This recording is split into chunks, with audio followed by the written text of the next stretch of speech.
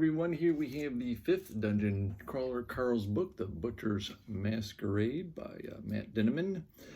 So I'm going to have one complaint first, one criticism. I got to about page 570 something, and for some reason I had in my head it's about a 640 page book. And I just flipped through and, oh God, it's actually I believe before the final part it's 85, so I'm like, I don't, it's sort of like, what you have is a fast-paced book that's just a little too long. But don't let that deter you. It's still really good and it's fun, and I'm not giving up on it at all. But oh Christ. And then the next one, this is over 800 pages.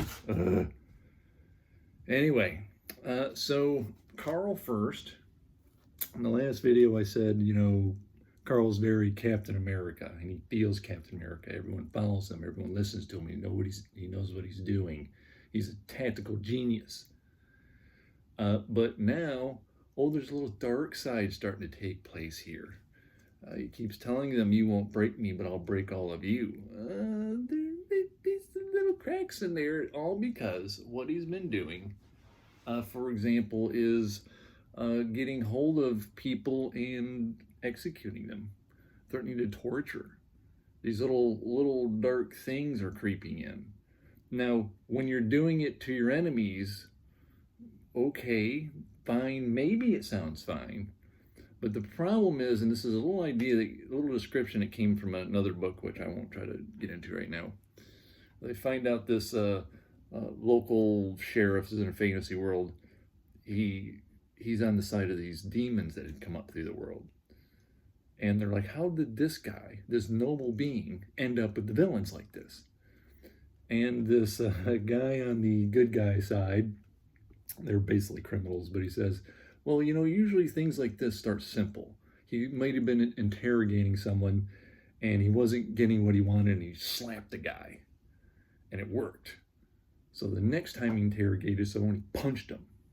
Then the next time he beat them, and so on, until over time he just subtly falls to evil. Now, here's your good guy in the book. There's your lead guy. I don't know how dark it's going to get. Maybe he'll get to the cusp, or maybe he'll just never really get there. We'll see. But to accentuate it, Carl in the previous book didn't have to take up the worship of this deity. And since then, as he describes in here, there's this river like raging inside of him. There's something just screaming inside of him to get out. I think those two things will be intertwined, and he could have a very big problem with his motivations in the next books.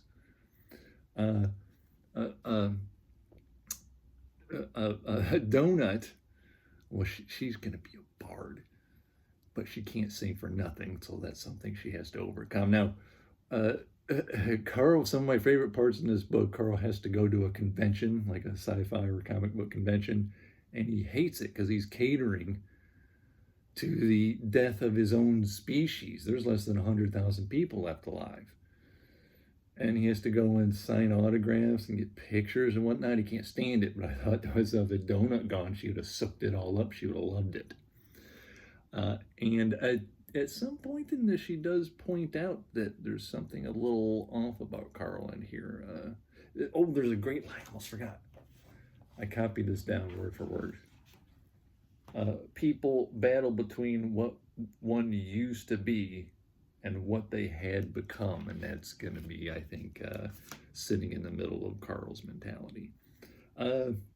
Everybody's bored with Katya. Every booktuber I read says Katya's boring, we're not interested in her. So I'll say this way back here somewhere. It might, unless you're completely cynical and really just don't give a damn, I think you'll go, oh, when you read her portion at the end of this book, like, oh, and go, uh-oh, like I'm going to.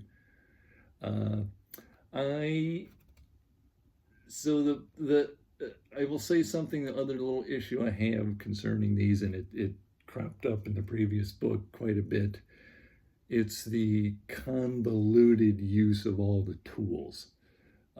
It's this, it almost seems like there's too much planning off page, too many things thought 34 steps ahead. And so when it gets to the gist of it and, the climax starts to happen, all of a sudden, oh, here's all this stuff. And it's like you're being, I guess if you're going to have an ex machina, you should be your own ex machina. And that's what's happening here with Carl.